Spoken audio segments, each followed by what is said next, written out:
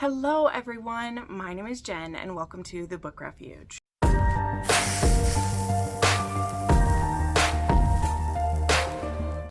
Hello friends, welcome to my May wrap up. And before we get into all of my stats and my top 5 books for the month of May, we need to discuss a special announcement. So I am so excited to bring to y'all the summer session of the Rake Appreciation Society. Now, if you have been a follower of me or Crystal from Crystal's Bookish Life for, more than a couple years, you'll know that we used to have a historical romance book club together. We did it for about 2 years plus, and then things just got really busy in the last year and a half or so, and we had to put it on pause, but we both have been wanting to get back to it so badly. And so instead of putting the pressure of each month choosing a book and having to make a live show, we decided we're going to have 2 books. We each picked a book, which I'll share in a second, and we'll have the whole summer to read them. And then we will have a live show for each one of them in August, whenever it works out. So definitely keep an eye out, follow our Instagrams. I'll also share it here on on my community page on YouTube for when those exact dates are picked.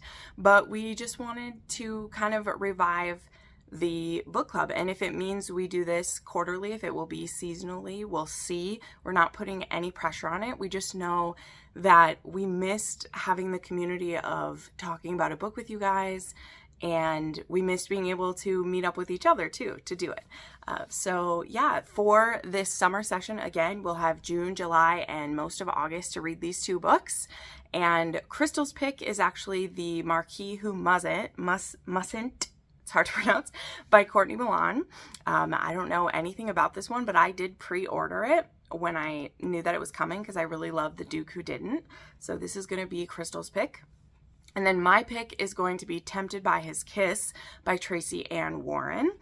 I have had this book on my TBR for ages, and it looked really fun. There is an audiobook for this one, and there are ebooks available for both of these books, as well as physical copies. There is not an audiobook for The Marquis Who Mustn't, but again, you'll have all summer to read it, so hopefully you have the time. But anyway, I just wanted to start this video out with that. I'm so excited about it. It's going to be so much fun, and I just love when everyone is excited about historical romance. It is my first true romantic love that I have, and I don't ever want to lose the love I have for it. So I'm so excited to team up with Crystal again and bring this to you. Make sure you follow us both on Instagram and are subscribed to our channels because we can post updates there for you guys. And as soon as we decide when the dates for the live shows are, we'll get those posted too. But again, the point of this one is to be low stress for it and everything. I do still have the Discord open from when we had it before. I don't know if we'll really be active in that anymore, so I don't know. But I'll put the link to it down below just in case anyone wants to go in. I'll maybe post updates there, but anyway. So there we go. Very exciting announcement. I hope you will join us. If you've never tried historical romance before, I hope you'll give it a go with us. And if you're an old hat, if it's your favorite as well, we hope you'll join us for it. All right, so let's get into my May wrap up and favorites. There is literally a thunderstorm rolling in right now, so if my lighting changes at all, that's what's going on. I was planning to film this morning either way, but I saw that the weather's supposed to get pretty gnarly in a little bit, so I was like, I should film this before it gets too crazy, just in case I lose power or something. I don't know. But if you are new to my channel this month, the way that I do my wrap-ups is thus. I talk every weekend, for the most part of what I can do, about all the books I read. So I will put up weekly wrap-ups. There'll be one up tomorrow that you can see where I talk about every single book that I read. I have done that for 3.5 years now. It's a great way to catalog and journal visually all the books that I've read. So when I do these wrap-ups, I do not do a list of all the books I read just because it would take forever, and I already make those videos for you guys where I go in depth. So this one instead will be my stats, which are just for the nerds, right? We love talking that. And then I will tell you about the top 5 books that I read, because I love to gush about romance. That's the whole purpose of the Book Refuge. And so I'll go a little more in depth with my 5 favorite ones. So yeah, let's go ahead and get, okay, so my stats for this month. I read 44 books. One of those was a DNF, as you'll see, but I read 44 books, and that was 16,232 pages, which is awesome. That is much more about like where I like to sit. I like to sit in the 40s. And last month I had read, I think, like 35, and I just felt like I was a little behind what I want to do. For the year, that puts me at 209 books already, which is great. Definitely tracking to hit my goal of 365, because that's always my yearly goal. For the formats that I had, there was 17 physical books, 11 ebooks, 14 audiobooks, and 21 of those are ARCs. So definitely did not decrease the amount of ARCs that I read, which is no surprise. I mean, that's been a goal I've been trying to do, but it just ain't happening. It just ain't happening. The subgenres of these books were, I had 16 contemporary, 19 dark romance. We can definitely tell that we had the Mafia Romance Readathon this month. Holy crap, 19 of them. There was 1 dystopian, 1 erotic, 2 fan fictions, 4 historical, and 1 sci-fi. The star ratings for these books were 1 DNF, as I shared. I had 2 6-star books.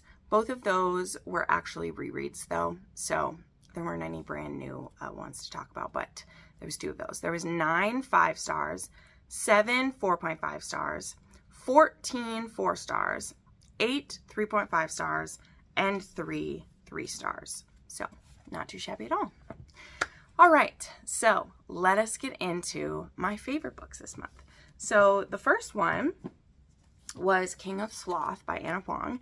This book is a contemporary romance. It's a billionaire. It's a slow burn. It's kind of sort of an office romance.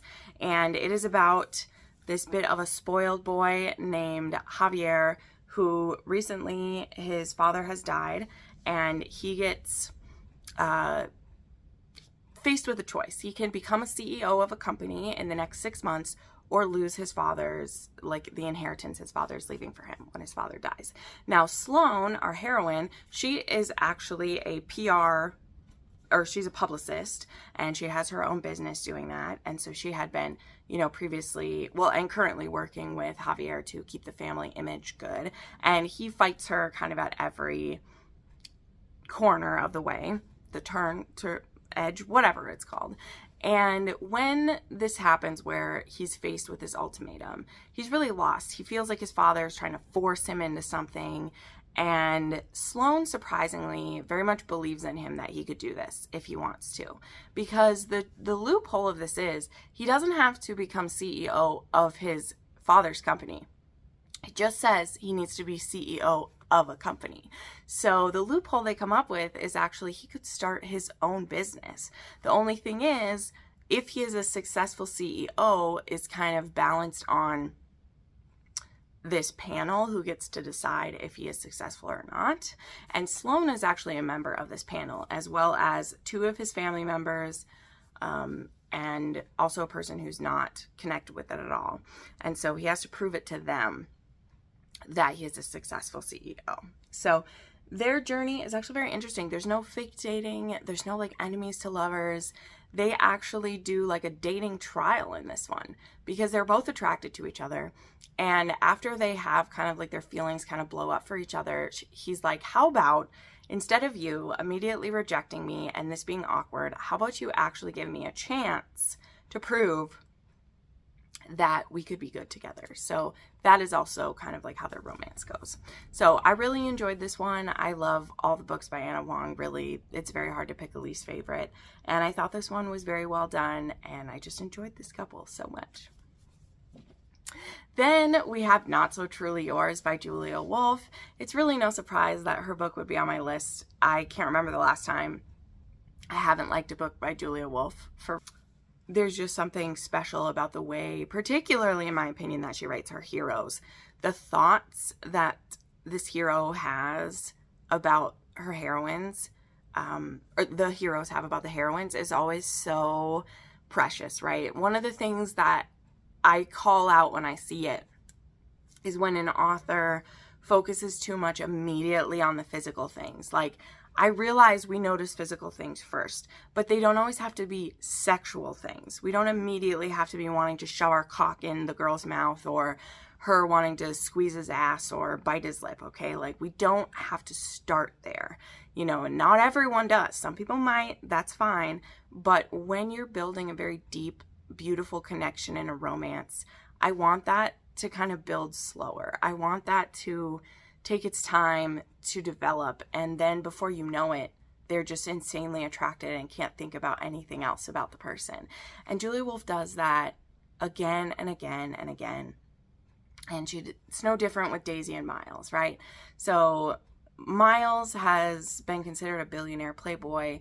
He's considered kind of the fuck up in his family. His older brother even thinks that he's kind of fucked up as well. But he's recently started a new business with his friend, and this business is kind of helping entrepreneurs get started and be successful. And so we have Daisy, who wants to start this like catering business where she does baking and charcuterie boards and things for parties and events and stuff like that. And it's kind of a dream that's just kind of come about for her. Her family are actually morticians. And so there's always been kind of this like stigma around her and her family that has been hard for her to get away from. And so for her to move into like the food business while her family is in the mortuary business is like, it's very difficult to like bust out of that. People just have preconceived notions about what it is to be in the death care business, which, I mean, we need people who are in that. So when this business of hers is going to get started, she gets referred to work with Miles, and Saoirse is his business partner. But the thing is, she's already met Miles before, and she doesn't have the best first impression of him. She actually is a very grumpy heroine. This is a grumpy sunshine situation. And he's determined to prove to her that, like, okay, I might have got off on the wrong foot with you, but I'm good at what I do. And I will be passionate about your business and helping you find ways to be successful. So they, you know, partner up and are going to work on this. But the one thing she still isn't sure how it can possibly work is the fact that her reputation in town just isn't good. You know, who's going to want to hire her when they have these preconceived notions? And so Miles is like, well, let's fake date. My reputation in the town, at least my family's reputation, is very good. So I will help you get your first few clients by using me. So this is a fake dating thing to begin with. But I love how it all played out. It was really sweet. The romance really builds slowly. There's no third act breakup in here, but there is a third act conflict that I was not expecting, and it touched me so much. Again, in a way that Julia Wolf is just so special at, really. The way that she can, you know, move me in unexpected ways, like, is just epic. So absolutely love it. So yeah, this one had fake dating, forced proximity, reverse grumpy sunshine, and a good amount of humor and a little bit of a surprising kink, right? So P.S. You're Intolerable had some lactation kink that we weren't expecting. This one has a teensy tiny little bit of foot fetish, just a little bit, and it was hot. Like, it was hot. You probably aren't expecting how cute it's gonna be. I'm just warning you. All right, next up, we have The Dixon Rule by Elle Kennedy. I almost slapped myself in the face with it. This is book 2 in the Campus Diaries, and this one is about Diana and Shane. And so she has a lot going on. She's rehearsing for a ballroom dance competition, and she's juggling 2 jobs as well as dealing with an ex-boyfriend who he's stalking her. Let's call it what it is. He's stalking her. She might not want to call it that. She might not want to, you know, force the issue, but that's what's happening. And it's really hard to see her go through that. It is. But now she also has Shane Lindley, who is her friend's husband's friend, right? So the couple from the first one, these are the best friends of that couple. And he actually ends up living in her apartment building, and she just does not want him there. Like, she's like, oh my God, this is going to be a disaster. I don't want him here. And she gives him a really hard time to start with and is just giving him shit. But very quickly, like him, he takes it as a challenge because he's just like, girl, I'm amazing. You'll love me. But he also has been a bit of a playboy recently. Okay. He isn't always one. He was a relationship man for a very long time, and after he got out of this serious relationship, he has been sleeping around a little bit, as is totally fine.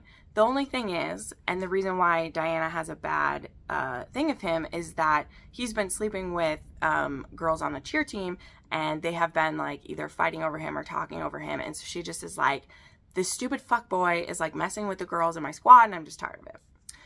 But what she doesn't know is that he's actually sick of being the player thing. He wants to be a boyfriend type of man. Like, he wants to be a committed type of man. He's just really hurting over the relationship he got out of. And it was really nice to see, you know, that a man can hurt as well.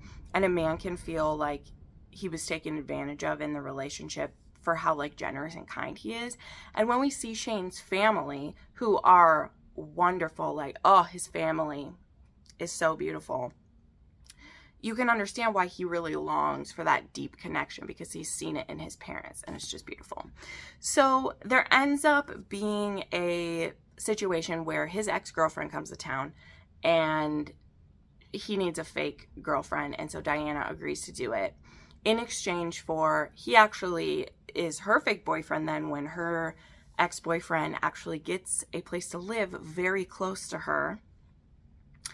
And so they end up fake dating. And in this fake dating, it's very much like their real dating. And I just loved watching it happen. And then they become fake dating with benefits. And it's super hot. There's a little bit of doming going on in here. And Diana is very much like, I would be okay with you bossing me around in the bedroom, because I would like to not have to be in control for once. And I love that type of thing, because he's this kind of just really sexy, like not overbearing type of dom, just a little bit of like, be the good girl and like do what I tell you to do. Like just that, like, ugh, it's so good. It's so good. So loved this. This made my heart so full. And again, in the same way that the Graham Effect did too, like I was very moved in the third act of this one. I definitely cried a little bit.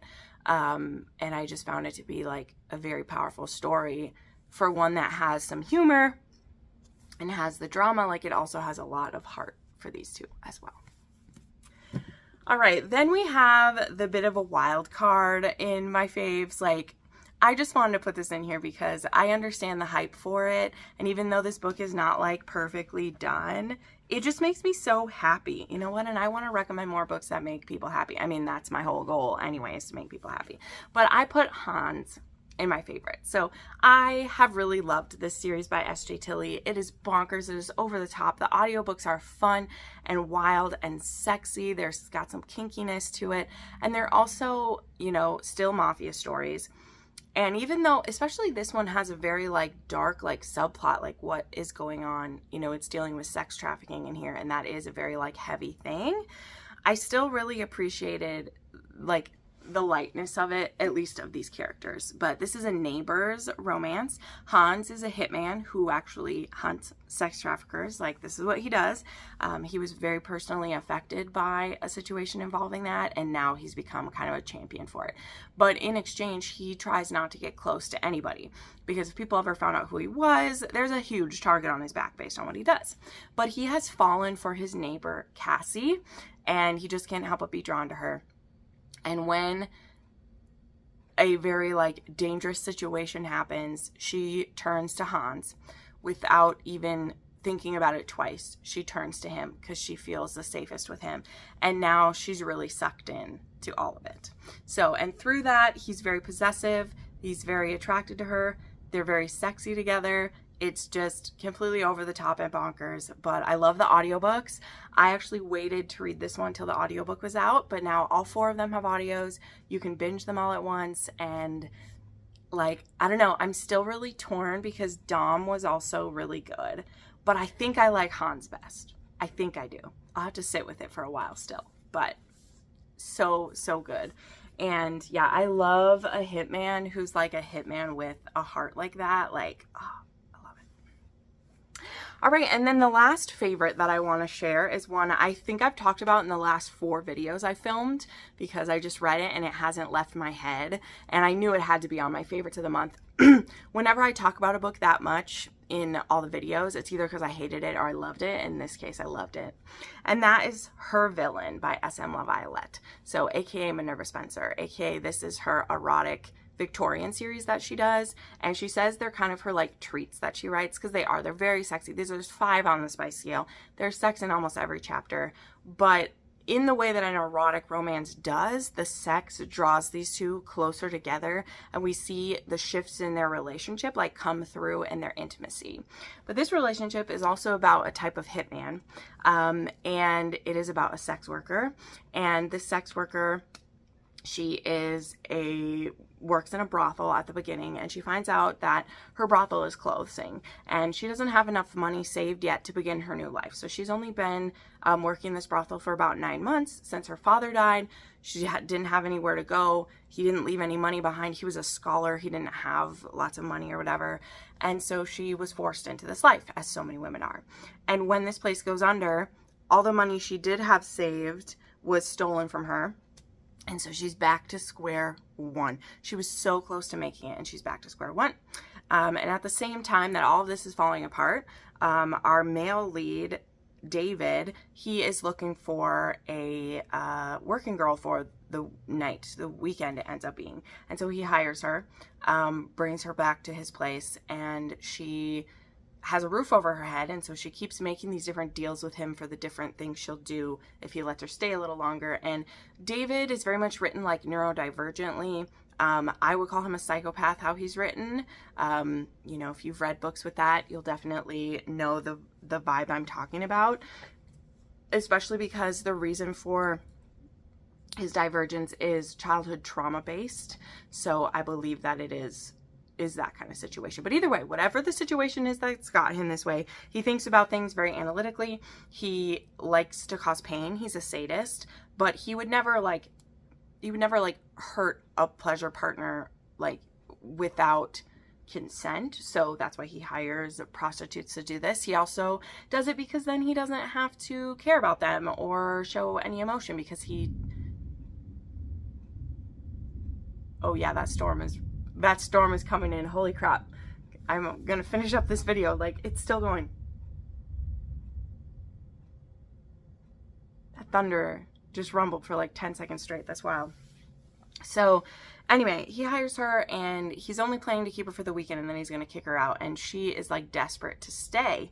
And then they end up playing this game of chess one night to kind of waste the time until it's time for them to fuck again, because he has a very strict schedule of like when he likes to do it. Okay, he really likes to keep things in order and everything.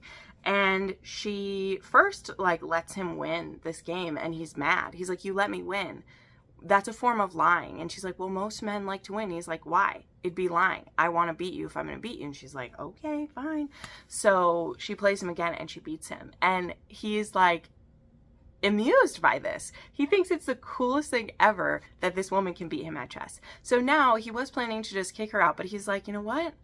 I would be able to have sex with her all that I want, and I would be able to play chess all that I want. What else do I need? And so he agrees to keep her on, because he's only going to be in town supposedly for a certain amount of time. He has a job that he's kind of, you know, canvassing for and is going to do. And at the end of, I think, like 6 weeks, he's going to be leaving. And so he agrees to pay her and keep her basically as like a mistress in his house for that amount of time. And so we see them, you know, again, have many sexual encounters, a lot of them very kinky, because he likes to, he likes pain, he likes to do these interesting things, and so she's negotiating for more money based on what things he wants to do to her and everything. But pretty soon she discovers too that she likes being kind of forced to do things, and she likes when he does certain things to her. And so we really see them kind of explore like what her limits are and what she loves to do as well. And I just love that stuff, because I love kinky things like that. So I'm not a hard sell when it comes to that, for sure. But yeah, I just loved it so much. And I've been seeing a lot of you in the comments who, since I reviewed this last week, you've been trying it out. And I highly recommend it. The way that she writes this historical romance too, like, it's not a huge part of it. It is the setting that it exists in. For the most part, this is just the relationship between the two of them. There's a bit of a mystery happening as well, but I think the way that S.M. LaViolette writes this entire series, because this is book 6 in a series, but it is only very lightly connected to the rest. So you can dive right into this one. But each one kind of takes on, you know, they're all erotic romance, and the way that the sexual relationship evolves in all of them is just so on point. Like, it's so well done. So if you like BDSM, or you like darker historicals, or you like psychopaths, honestly, the book I'm comparing this one to a lot is it reminded me of Run, Posey, Run so much. Like, it really does. The way that the hero's mind works, and the way that he is not only interested in the heroine's body, but like her brain as well, and that surprises him, is just top tier. It was fantastic. So there you go. I'm going to wrap this up before the storm comes through. It is getting closer for sure. Thank you so much for watching. Make sure you subscribe to the channel. I have hundreds of recommendation videos. I have lots of reviews too, but I have hundreds of recommendation videos. If you're itching for something very specific, you can check out my oddly specific rec videos. If you're looking for just a random read, I also have random recommendation videos. All of it is romance. All of it is just from my heart and great recommendations for y'all. So thank you so much for watching, and we'll see you in the next one. Bye.